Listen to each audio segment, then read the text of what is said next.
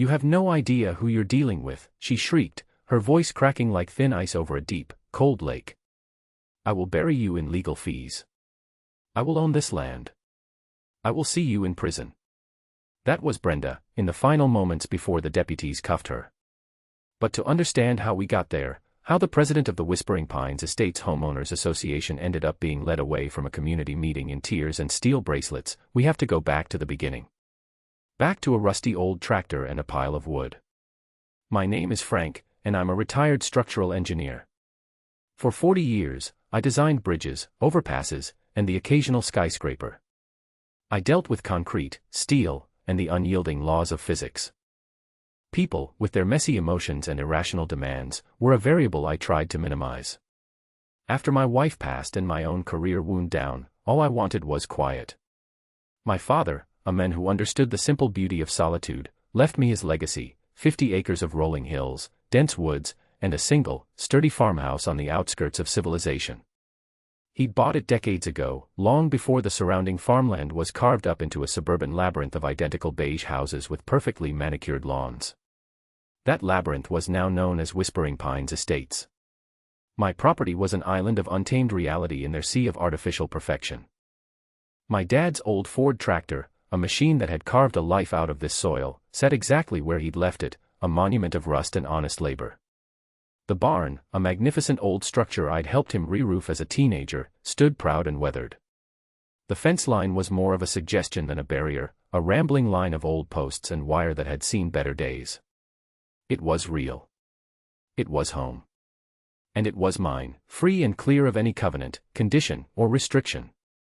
I had been there for about 3 months, mostly just decompressing and sorting through my dad's things, when I received my first piece of mail that wasn't a bill or a condolence card. It was a thick, cream-colored envelope with an embossed logo of a pine tree whispering into a perfectly round circle. The return address was simply Whispering Pines Estates HOA. I opened it, curious. Inside was a letter printed on heavy cardstock, written in a florid, condescending font. It was a notice of violation. According to the letter, my property was in breach of several community standards. It cited Article 4, Section 2, Aesthetic Harmony, and Article 6, Section 5, Proper Maintenance of External Structures. My violations: the dilapidated agricultural equipment, my dad's tractor, the unapproved exterior color scheme of my barn, weathered wood, and the neglected state of the perimeter fencing. It concluded with a demand for immediate remediation within 14 days to avoid further action, including fines of $100 per day. It was signed, in a sharp, aggressive script, Brenda Miller, President, Whispering Pines Estates HOA. I laughed. I actually laughed out loud. The sheer audacity of it was almost impressive. My property wasn't in her HOA. It never had been. It was a completely separate parcel, recorded at the county courthouse a half-century before her little kingdom of beige was even a blueprint. She had no more authority over my land than the men on the moon. Being a man who prefers to solve problems with simple facts, I decided a polite clarification was in order. I found the HOA's contact number on the letterhead and dialed. A woman with a voice that sounded like she gargled with vinegar answered. Whispering Pines, Brenda speaking. Hello, Brenda, I said calmly. My name is Frank. I'm the owner of the property at 1500 Old County Road. I believe you sent me a letter by mistake. There was a pause. There is no mistake, she said, her voice dripping with condescension. You are in violation. The letter is quite clear. Well, that's the thing, I explained, keeping my tone level. My property isn't part of your HOA. It's an independent parcel. So your rules don't apply to me. The silence on the other end of the line was heavy, buzzing with indignation. I can assure you, she finally hissed, that any property visible from Whispering Pines is subject to our community standards. Your eyesore is dragging down our property values. You will comply, or you will face the consequences. The line went dead. I stood there for a moment, phone in hand, and sighed. So that's how it was going to be. I wasn't dealing with a simple misunderstanding. I was dealing with a tyrant. A petty dictator of a half-square mile of vinyl siding and chemically green lawns. I had spent my life working with logic and physics. I was about to get a crash course in the chaotic, unpredictable physics of pure, unadulterated entitlement. This was the first pebble in an avalanche. I just didn't know it yet. A week passed. I ignored the letter, assuming that even a person as delusional as Brenda would eventually consult a map and realize her error. I was wrong. The second letter arrived, this one more aggressive. It informed me that since I had failed to remediate the violations, fines were now accruing at a rate of $100. My outstanding balance was $700. It also contained a new list of violations. My woodpile, stacked neatly near the back door for the winter stove, was an unapproved outdoor storage installation. The gravel driveway was not in compliance with approved paving materials. The lack of ornamental shrubbery along the front-facing fence was a breach of landscaping requirements. It was utterly absurd. It was like getting a speeding ticket from the captain of a cruise ship while you were driving on the highway. I decided a different approach was needed. I drove into town to the county records office. I spent an hour with the clerk, a helpful woman named Patty, and got certified copies of my deed, the original property survey from when my father bought the land, and the official plat map for the Whispering Pines Estate subdivision. The documents were crystal clear. My 50 acres were outlined in a bold, black line. The subdivision, a sprawling amoeba of cul-de-sacs, abutted my property on the eastern side, but the two were legally as separate as two different countries. The HOA's founding charter, which Patty also kindly printed for me, explicitly defined its boundaries, and my land was unequivocally outside of them. Armed with irrefutable proof, I mailed copies of all the documents to the HOA's address via certified mail, return receipt requested. I included a short, polite, but firm letter. In it, I stated that my property was not, and had never been, part of her HOA. I cited the enclosed legal documents as proof. I informed her that her notices were legally baseless, that I would not be paying any fines, and that I considered the matter closed. I also kindly requested that she cease all further communication. I thought that would be the end of it. How could anyone argue with certified deeds and county maps? It was like arguing with gravity. But Brenda, I was learning, believed she could bend the laws of reality to her will. The certified letter was signed for, and a few days later, the harassment escalated. It was no longer just letters. One morning, I woke up to find a professional landscaping truck parked on the edge of my property. Two men were aggressively weed-whacking a section of my fence line, sending grass and dirt flying. I walked out, my morning coffee still in hand. "Morning, gentlemen," I said, my voice calm but firm. "Can I help you?" The older of the two men shut off his machine. "HOA president sent us," he grunted. "Said to clean up this mess." "I appreciate the offer," I said, taking a slow sip of coffee. "But this is my property, and I didn't hire you. I'm going to have to ask you to leave." He looked at his partner, then back at me. "She's paying us." "That's between you and her," I replied. "But right now, you're trespassing. So you can pack up your equipment and go, or my next call is to the sheriff's department. Your choice." Something in my tone must have conveyed that I wasn't bluffing. They muttered something under their breath, packed up their gear, and left. An hour later, I got a call from an unknown number. It was Brenda. She didn't bother with a greeting. "How dare you threaten my contractors," she screeched. "They were performing a community service. Your negligence is a health hazard." "Brenda," I said, my patience wearing thin. "They were trespassing. If you or anyone you hire sets foot on my land again without my express permission, I will have them charged. Is that clear?" "You think you're so smart with your little maps," she sneered. "There are other ways to enforce community standards. You'll see." She was true to her word. The following week, a county code enforcement officer showed up at my door. He was a young man, looked barely out of college, and seemed deeply uncomfortable. He held a clipboard and avoided eye contact. "Sir," he began, "we received a complaint about, several potential code violations on this property." "A complaint from whom?"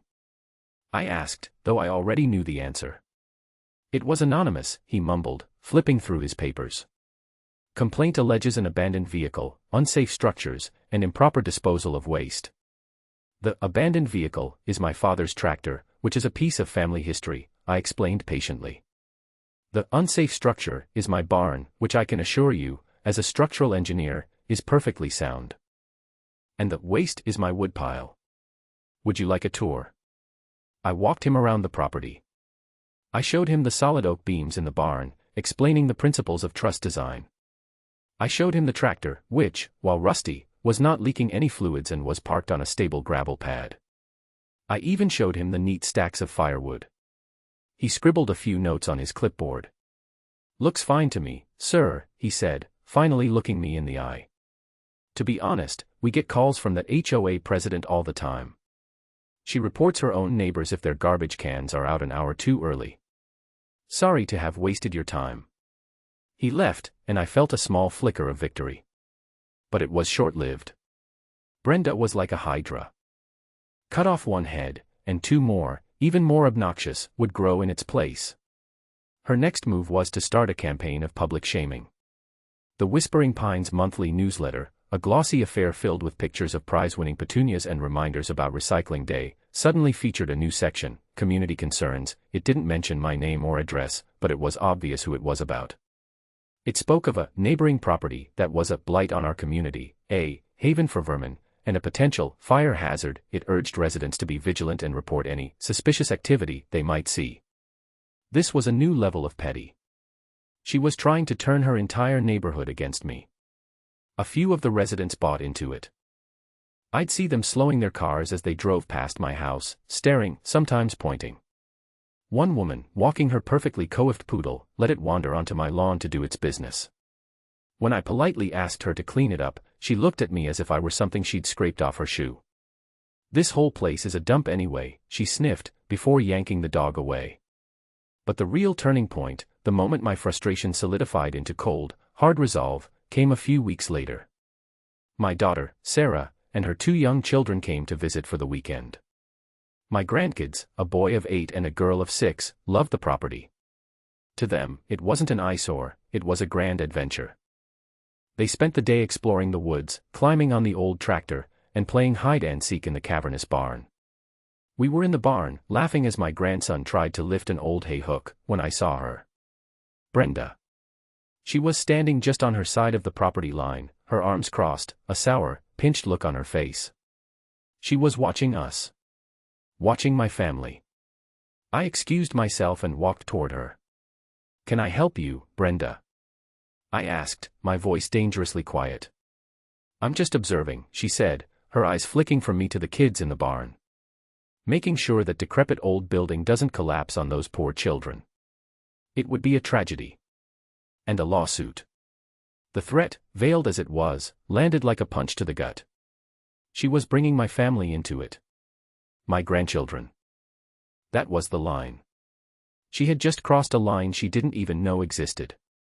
"The barn is safer than your plastic house, Brenda," I said, my voice like steel.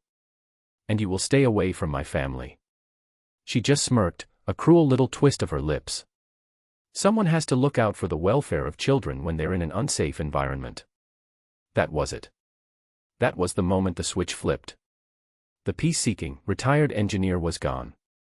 In his place was a man who had designed structures to withstand earthquakes and hurricanes. I would now design a structure to withstand Brenda. And then, I would design its controlled demolition. I turned my back on her without another word and walked back to the barn. The game had changed.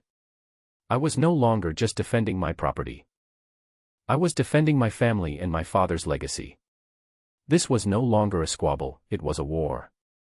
And I intended to win it not with shouting and threats, but with blueprints, data, and cold, hard, methodical precision. Brenda Miller had just started digging her own grave. I was simply going to engineer it to be structurally perfect. That night, after Sarah and the kids were asleep, I went into my father's old office. It was a room I hadn't touched much, filled with his books, his old maps, and his files. I sat down at his heavy oak desk and pulled out a blank sheet of drafting paper. At the top, I wrote, "Project Brenda." My engineering mind kicked in. Every project starts with a thorough site analysis. I needed to understand the terrain, the materials, and the structural weaknesses of my opponent. I needed data. The next morning, I drove into town and bought 4 high-resolution, motion-activated trail cameras. the kind hunters use. They were weatherproof, had night vision, and stored footage on tiny SD cards. I spent the afternoon placing them in discreet locations along the eastern fence line, the one that bordered the pristine backyards of Whispering Pines.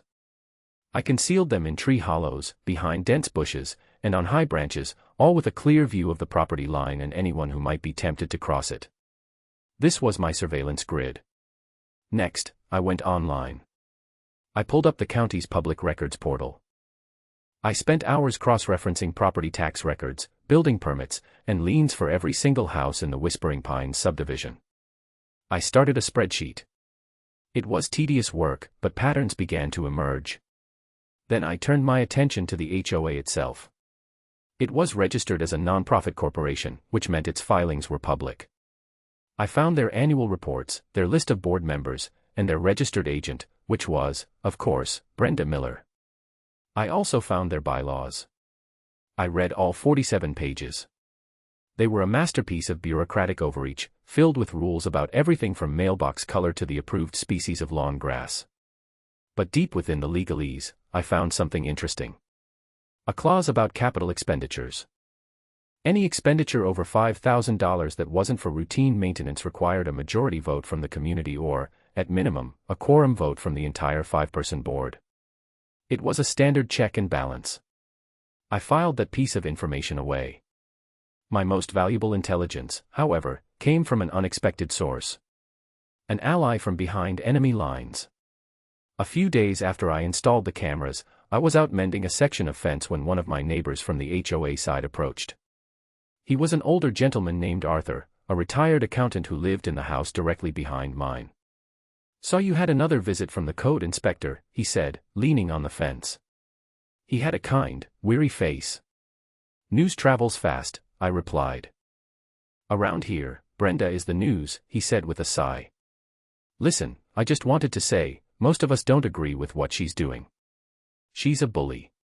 Has been ever since she got herself elected president." We talked for a while. I told him about the letters, the landscapers, the threats against my family. He shook his head grimly. "That's her playbook," he said. "She bullies and intimidates until she gets her way. She forced the Hendersons to repaint their house because she decided their shade of beige was too aggressive. She tried to get the city to ban street parking because she didn't like seeing cars on her cul-de-sac. Why do people put up with it?" I asked. "Easier to keep your head down," Arthur admitted. "She's vindictive. Cross her, and you're next on the list. But, she's gotten worse lately. More erratic. And the HOA fees just keep going up, but I don't see where the money is going." That last comment caught my attention. "What do you mean?" "Well," he lowered his voice. "The new fountain at the entrance. She claimed it cost $20,000. I've done some work in landscaping. A fountain that size, maybe $8,000, tops. And the new legal fees line item in the budget, it's huge. She says it's for community defense, but nobody knows what that means."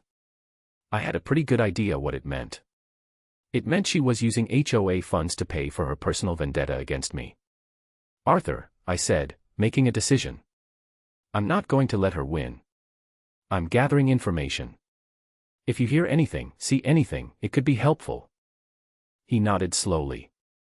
"I'm on the finance committee," he said quietly. "Or I was. She dissolved it last year.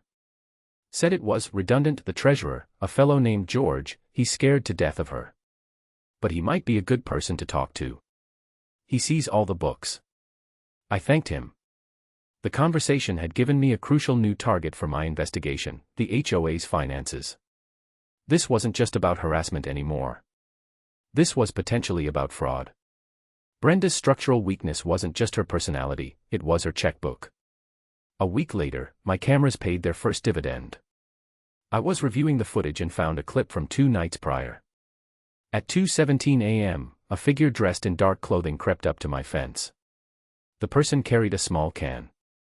The night vision was grainy, but the figure's determined, angry walk was unmistakable. It was Brenda. She reached through the fence and sprayed something on the side of my beautiful old barn. Then she scurried away. The next morning, I went out to inspect the damage.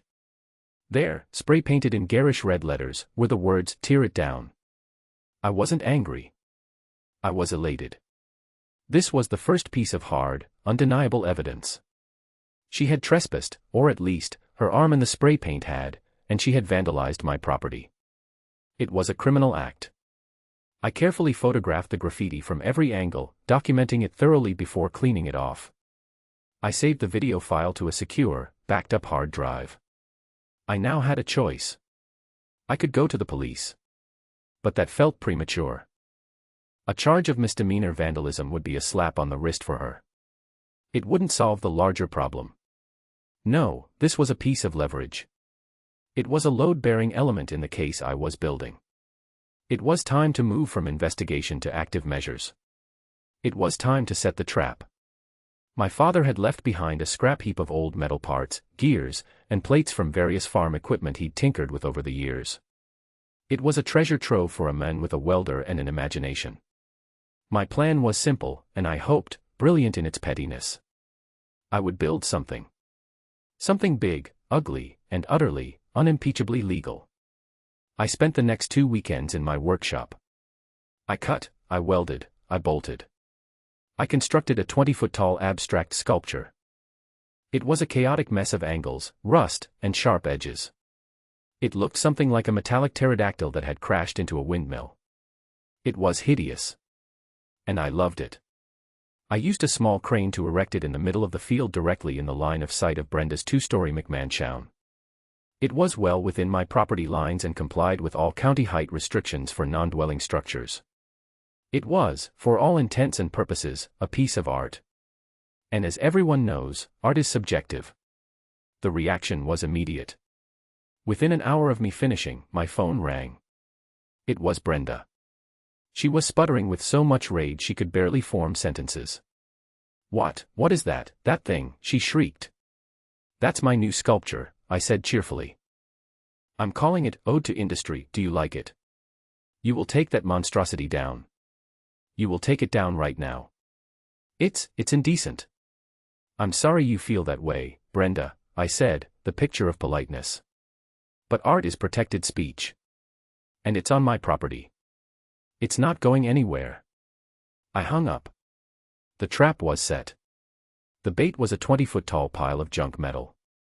Now, I just had to wait for the quarry to walk into it. I knew she couldn't resist. Her obsession with control, her fury at being defied, it would be too much for her. She would do something stupid. And my cameras would be waiting. The next HOA meeting was scheduled for the following Tuesday. I had never planned on attending one of these things, but now it was a critical part of my plan. It was time for the first reveal. Time to test the foundations of Brenda's power in a public forum. I printed a dozen high-quality, 8x10 color photos. They were stills from the trail cam footage, clearly showing Brenda in her dark hoodie, spray paint can in hand, vandalizing my barn. The timestamp was visible in the corner of each photo. I put them in a manila envelope and tucked it under my arm. The meeting was held in the community clubhouse, a sterile room that smelled of air freshener and quiet desperation. About 30 residents were there, sitting in uncomfortable folding chairs. Brenda sat at a long table at the front, flanked by the other 4 board members. One of them, a timid-looking man with thinning hair, I recognized from Arthur's description as George, the treasurer. Brenda ran the meeting like a drill sergeant. She shot down questions, belittled residents' concerns about overgrown trees, and pushed through motions with brisk efficiency. Finally, she opened the floor for new business. This was my cue. I stood up. "I have a new business item," I said, my voice calm and clear in the quiet room. Brenda's eyes narrowed. "You are not a member of this community," she snapped. "You have no standing here. This is a closed meeting." "Actually," I said, holding up a copy of the HOA bylaws, according to Article 2, Section 4, meetings are open to all residents and adjacent property owners for the discussion of issues affecting the community. My property is adjacent. I believe the issue of the HOA president committing criminal acts affects the community. A murmur went through the room. Brenda's face flushed a dangerous shade of crimson. "That is a slanderous accusation. Security. Remove this man." There was no security. Just a retired guy named Stan who collected the monthly dues. He didn't move. It's not slander if it's true, I said, opening the manila envelope. I have proof. I walked to the front of the room and placed a photograph on the table in front of each board member. Then I walked down the center aisle, handing them out to the residents. Gasps and whispers followed me. The photos were undeniable. It was clearly Brenda. It was clearly my barn. It was clearly a can of spray paint. These photos, I announced, my voice ringing with authority, were taken at 2:17 a.m. on the night of October 14th. They show our esteemed president, Brenda Miller, trespassing and vandalizing my private property. An act, I might add, for which I have already filed a police report. That last part was a bluff, but a necessary one. Brenda leaped to her feet. They're fake. They're photoshopped. This man is a liar. He's been harassing me for months. Her denial was too loud, too hysterical. It cracked under the weight of the visual evidence in everyone's hands. The residents were looking from the photos to Brenda, and you could see the doubt hardening into belief on their faces. They had all seen her temper, her vindictiveness. This fit the pattern. George, the treasurer, stared at the photo in front of him, his face pale. He looked up at me, then quickly looked away, a flicker of something, fear, or maybe decision, in his eyes. This is a desperate attempt to discredit me because I am holding him accountable for his disgusting, property value destroying junk pile. Brenda raged on, pointing a trembling finger at me. My junk pile is a sculpture, and it's on my property, I said evenly. Your spray paint was on mine. You've been waging a campaign of harassment against me for months, using HOA resources to do it. You've filed frivolous complaints. You've sent contractors to trespass on my land. And now, this. The question for the board, and for this community, is this the kind of leader you want? A person who commits crimes in the middle of the night when she doesn't get her way. Brenda was losing it. Her carefully maintained composure was shattering like cheap glass. She started yelling, not just at me, but at the board, at the residents, accusing them of being disloyal, of siding with an outsider against her. She had lost the room. She still held the title of president, but her authority, her credibility, had been mortally wounded. The first crack in the foundation had appeared. I had accomplished what I'd set out to do. I turned, walked out of the clubhouse, and left her to rage in the ruins of her own making. The trap had been sprung, but the hunt was far from over. I knew the public humiliation at the meeting wouldn't stop Brenda. It would only make her more desperate, more dangerous. A cornered animal is at its most vicious. I fully expected her to retaliate, and I didn't have to wait long. She went nuclear. The first attack was a smear campaign that would have made a seasoned political operative blush. She used the HOA's private Facebook group and email list to spread a torrent of lies about me. Suddenly, I wasn't just a retired engineer who wanted to be left alone. I was a reclusive and hostile individual with a mysterious past. My workshop, where I tinkered with old engines and built furniture, was reframed as a suspected chop shop for stolen vehicles. The late nights I spent welding on my sculpture were twisted into suspicious industrial activity at all hours. It was libelous, but it was also effective at sowing fear and suspicion. People I used to share a friendly nod with now averted their eyes. The whispers followed me when I went to the local grocery store. Brenda was poisoning the well, isolating me. Then she escalated from lies to direct harassment of my family. My daughter Sarah called me one afternoon, her voice trembling with anger. An agent from Child Protective Services had just left her house. They had received an anonymous tip that her children were being exposed to a dangerous and unstable environment when they visited me. The complaint mentioned unsecured heavy machinery, hazardous materials, and an emotionally volatile grandfather. My blood ran cold. She had used my love for my grandchildren as a weapon against me. The CPS agent was professional and quickly determined the claim was baseless, but the damage was done. Sarah was shaken, and I was filled with a rage so pure and cold it felt like a physical weight in my chest. This was no longer about property lines and bylaws. This was about my family's safety and my name. Brenda, however, was just getting started. She seemed to believe that if she just pushed hard enough, with enough official-looking agencies, I would break. She filed a complaint with the Environmental Protection Agency, claiming I was dumping toxic chemicals on my land. An inspector came, took soil samples, and found nothing. She filed a complaint with the IRS, suggesting I was running an undeclared business from my home. Each complaint was a nuisance. It cost me time and energy to refute them, to provide documentation, to walk yet another official around my property.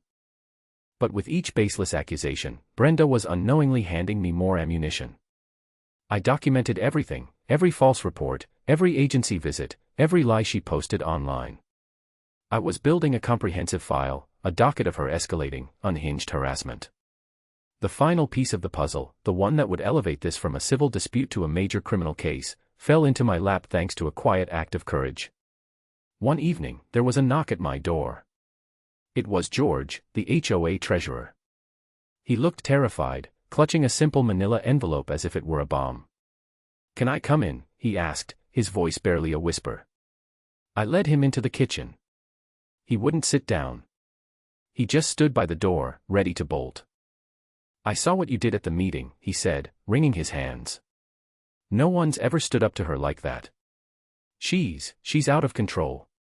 He told me that after the meeting, Brenda had demanded the board's unwavering loyalty. She had threatened anyone who questioned her. But he had seen the look on the other residents' faces. He knew her reign was faltering. "She's been stealing from us for years," he said, his voice cracking. I knew it, but I was too afraid to say anything. "She controls everything. The checkbook, the invoices. She approves everything herself." He pushed the envelope across the table toward me. "This is everything. I've been making copies for the last year. Bank statements, fake invoices from a landscaping company that belongs to her brother-in-law, credit card bills where she used the HOA card to pay for vacations, a new patio for her house, it's all in here. It's tens of thousands of dollars, maybe more." It was the smoking gun. A nuke. Proof of felony embezzlement. "Why are you giving this to me?" I asked him gently. "Because you're the only one who isn't afraid of her," he said, his eyes pleading. "You know what to do with it. Just, please leave my name out of it until you have to." I promised him I would. He scurried out the door and disappeared into the night. I opened the envelope. Inside was a flash drive. I spent the next 5 hours poring over the files. It was worse than George had said. She had falsified records, created phantom companies, and used the homeowners association as her personal slush fund. She had paid her legal fees for her war against me directly from the community's coffers. I now had evidence of vandalism, harassment, libel, and massive financial fraud. But Brenda had one more card to play. It was her last, most reckless move, and it would prove to be her undoing. It happened on a Thursday morning. I was out in the back 40, the most remote part of my property, checking on some fences. It was a clear, crisp day. Suddenly, I heard it. A low thumping sound, growing steadily louder. A helicopter. I looked up and saw it, a dark shape circling high above my land. Then, from the direction of the main road, came the sound of sirens. Lots of them. My heart hammered in my chest. I jogged back toward the house, my mind racing. When I broke through the tree line, I saw a scene of utter chaos. My quiet country road was blocked in both directions by police cruisers, their lights flashing silently. An armored vehicle, a SWAT truck, was parked at the end of my driveway. Men in full tactical gear, carrying rifles, were using their vehicles for cover, their attention focused entirely on my house. A bullhorn crackled to life. "Frank, resident of 1500 Old County Road. This is the sheriff's department. We have the house surrounded. Come out with your hands in the air." I froze, hidden by the trees, my mind struggling to process what was happening. This was insane. This had Brenda's fingerprints all over it. She had finally done it. She had called in the cavalry. My first instinct was to do as they said, to walk out and explain. But then a different thought, a colder, more strategic one, took over. This was it. This was the final, critical error I had been waiting for. She had overplayed her hand so dramatically, so catastrophically, that she had just handed me the win. I just needed to make one phone call. I pulled out my cell phone, my hand shaking slightly, and scrolled through my contacts. I found the number I was looking for and pressed dial. The man on the other end picked up on the second ring. "Sheriff Thompson," he answered, his voice calm and authoritative. "Sheriff," I said, keeping my own voice as steady as I could. "It's Frank. I'm down at my dad's old place. I think you need to get down here. It seems your boys have surrounded my farmhouse." There was a moment of confused silence. "Frank? What the hell are you talking about? What's going on?" "That's what I was hoping you could tell me," I replied. "But I have a pretty good idea. And while you're on your way, you might want to ask your dispatcher to pull the tape on the 911 call that triggered this response. I think you'll find it very illuminating." Then I told him the part of the story he didn't know, the part one had been holding back as my ultimate trump card. "And Sheriff," I added, a grim smile touching my lips for the first time that day, "you might also want to remind your SWAT commander that today is Thursday. And for the last 20 years, the second Thursday of every month has been a designated training day for your department on the back 40 acres of this property, per the agreement you had with my father. The gunfire and armed men that were likely reported. That was probably your own team running drills not half a mile from here." The line went silent. I could almost hear the gears turning in Sheriff Thompson's head. When he finally spoke, his voice was like gravel and ice. "Stay where you are, Frank. Don't move. I'm on my way. And I'm going to get to the bottom of this." I disconnected the call. I leaned against an old oak tree and watched the bizarre tableau in front of me. The heavily armed men, the flashing lights, the armored truck, all arrayed against my quiet farmhouse. Brenda, in her desperate, final act of madness, hadn't just called the police on me. She had, in all likelihood, called the SWAT team on the SWAT team. This wasn't just harassment anymore. This was a felony. And the curtain was about to come down on her little reign of terror. Sheriff Thompson arrived in less than 15 minutes, his unmarked sedan cutting through the blockade with an air of absolute authority. He was a big man, ex-military, with a no-nonsense demeanor that I had always respected. He got out of his car, his face a thundercloud, and barked orders at the SWAT commander, who looked profoundly confused. I walked out from the tree line then, my hands held away from my sides to show I was unarmed. The sheriff saw me and strode over, his jaw tight. "Frank, talk to me," he commanded. 911 call came in about 40 minutes ago, he said, his voice clipped. Female caller, anonymous, reported a militia group operating on this property. Said she saw men in camouflage with assault rifles and heard automatic gunfire. Claimed you were the ringleader and were stockpiling illegal weapons in the barn. I just shook my head, a dry, humorless laugh escaping my lips. Her name is Brenda Miller. She's the HOA president for the subdivision next door.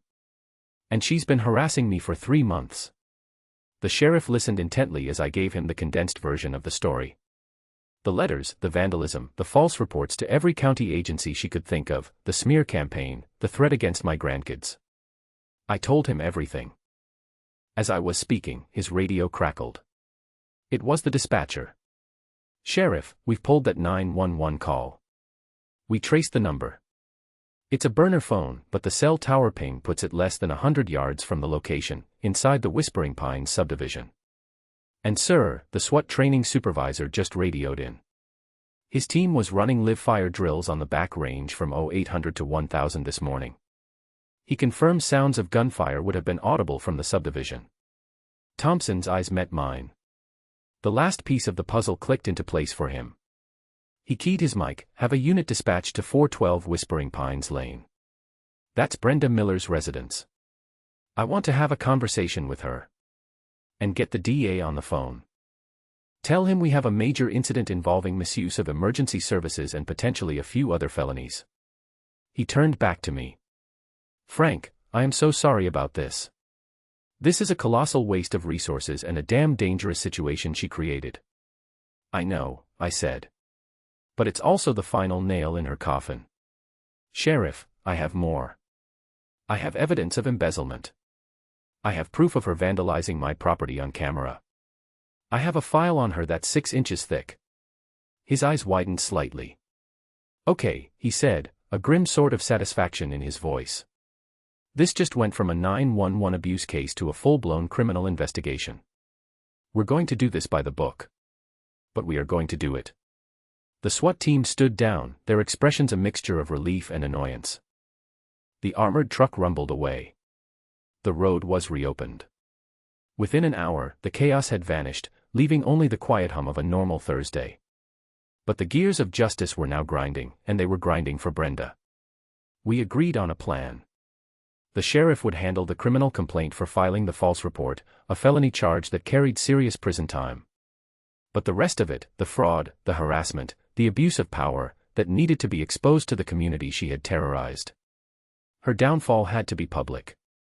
Using the HOA's own bylaws, Arthur and I, along with a petition signed by 20 other homeowners who had finally had enough, forced an emergency community meeting. The official reason was to discuss urgent financial and leadership matters. Brenda couldn't refuse it without openly violating the charter. The meeting was set for the following Monday night. The clubhouse was packed. Word had spread. The SWAT raid on my property was the talk of the neighborhood. People knew something big was happening. The air was thick with tension and anticipation. I sat in the front row. Arthur was beside me. George, the treasurer, was a few seats down, looking pale but determined. In the back of the room, standing quietly by the door, were Sheriff Thompson and 2 of his deputies, all in uniform. Their presence was an unspoken statement. Brenda arrived late, trying to project an aura of control, but her eyes were frantic. She saw the sheriff and faltered for a second before plastering a brittle smile on her face. She banged the gavel on the table.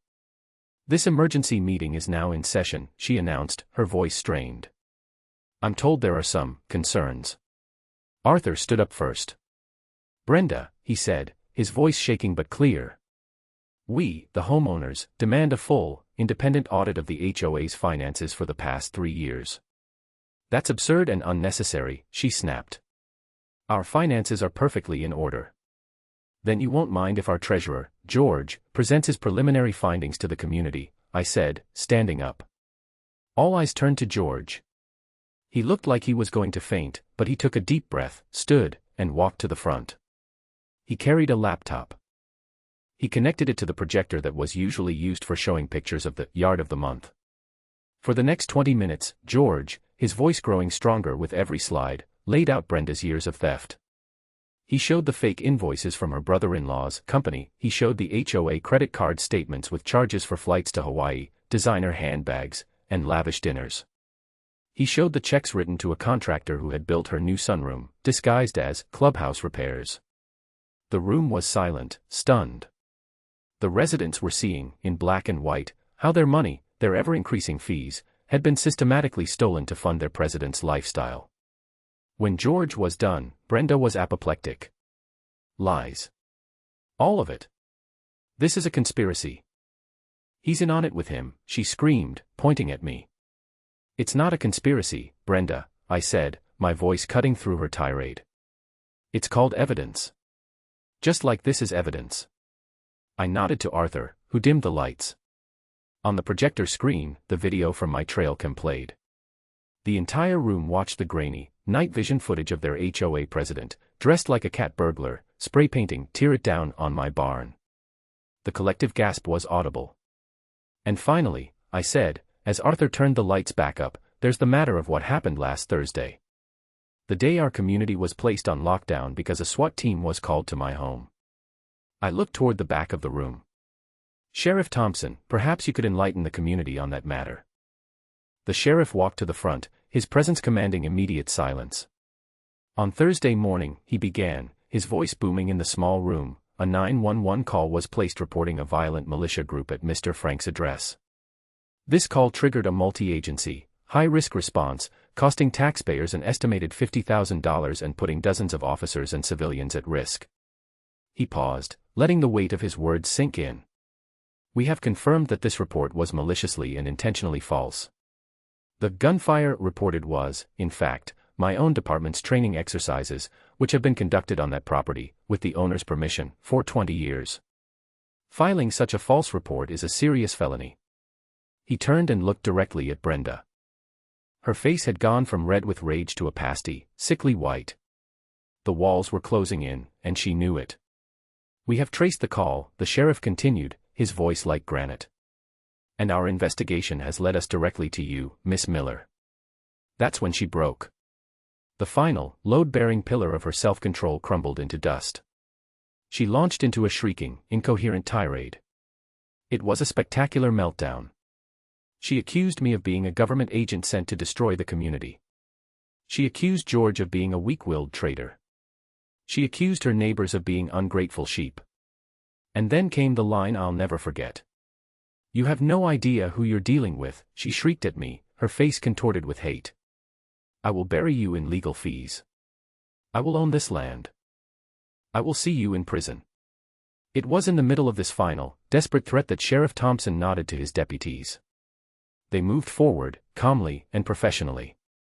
"Brenda Miller," one of the deputies said, his voice firm but quiet. "You are under arrest for filing a false police report and on suspicion of felony embezzlement." The sight of the handcuffs being snapped onto her wrists silenced the entire room. The fight drained out of her, replaced by a wave of pathetic, sobbing defeat. As they led her past me, she fixed me with one last glare, filled with impotent fury. "You haven't won," she hissed through her tears. "I'll ruin you." It was the emptiest threat I had ever heard. She was already ruined. She had just engineered her own spectacular, irreversible collapse. The aftermath was swift and decisive. With Brenda gone, the community of Whispering Pines seemed to exhale a breath it had been holding for years. A new, sensible board was elected, with Arthur as the new president. Their first official act was to draft a formal, written apology to me, which was delivered by a delegation of my neighbors. Their second was to hire a forensic accountant and a lawyer to go after Brenda for every last cent she had stolen. Brenda's fate was a textbook example of justice. She faced a mountain of charges. The felony charge for the false 911 call was the most serious, but the evidence of embezzlement was so overwhelming that the district attorney had a field day. She was convicted on multiple counts and, given the scale of her fraud and the reckless endangerment she caused, the judge showed no mercy. She was sentenced to 8 years in state prison. The civil suits filed by the HOA and its insurance company wiped her out financially. Her McMansion, the castle from which she had ruled her petty kingdom, was sold to cover the debts and restitution. She lost everything. In the months that followed, a quiet peace settled over my 50 acres. The fence line I shared with Whispering Pines became a place for friendly waves, not hostile stares. The new HOA board even passed a good neighbor resolution, officially recognizing my property's independence and vowing to never repeat the mistakes of the past. I never did take down the sculpture. In a strange way, I'd grown fond of it. I repainted it a nice, respectable forest green, and it no longer looked quite so much like a metallic pterodactyl crash. It stood as a quiet monument, not to industry, but to the importance of standing your ground. Sometimes, I sit on my porch in the evening, looking out at the land my father left me. The old tractor is still there, a silent testament to a simpler time. The barn stands strong and secure, its walls free of graffiti. The only sounds are the wind whispering through the pines and the distant, happy shouts of my grandkids when they visit, free to explore and play without the shadow of a hateful neighbor watching them. I came here seeking solitude and was forced into a war I never wanted. But in fighting it, I learned something. Bullies, whether they're on a playground or on an HOA board, derive their power from the fear and silence of others. The moment you stand up, the moment you fight back with facts and determination, their entire structure, built on a foundation of intimidation and lies, begins to crack. I didn't set out to be a hero. I just wanted to be left alone. But by refusing to back down, I not only protected my own peace but liberated an entire community from a tyrant. And that, I reflect, is a pretty sound piece of engineering. The project was complete, the demolition successful, and the site was finally, truly, at peace.